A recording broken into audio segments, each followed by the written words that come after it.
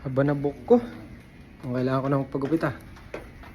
Saktong-sakto na tiyempohan ko nagpapagupit dito si Boss Bob. Dito nga pala sa dorm namin, di na namin kailangan lumabas para magpagupit. Dahil meron nga dito mga marunong magupit. Magandang sideline nga rin to sa mga marunong maggupit dahil extra income na rin ito. Pinapayagan niya palang maggupit dito sa amin sa loob ng dorm dahil mas okay na nga rin to kaysa sa lumabas ka pa. Kaya yan na nga, sumalang na nga ako. Sabi ko nga, boss, dito lang sa gilid, bawasan lang ng konti. Plano ko nga kasi magpahaba ng buhok sa likod. Ewan ko ba, naisipan ko na naman ng panibagong hairstyle. Si Boss Rowell nga pala ang isa sa mga nagugupit dito sa amin.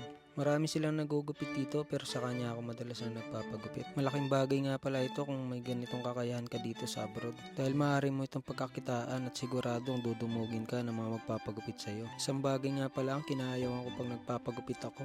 Mabilis ako antukin, lalo na yung mga nagugupit na magaganang kamay, para kang nare-relax. At so yun na nga, dahil sa gilid lang yung pinabawasan ko ay mabilis lang din natapos. 180 nga pala ang bayad dito sa amin pag magpapagupit, o 175 sa peso. So yun lang, maraming salamat sa panonood.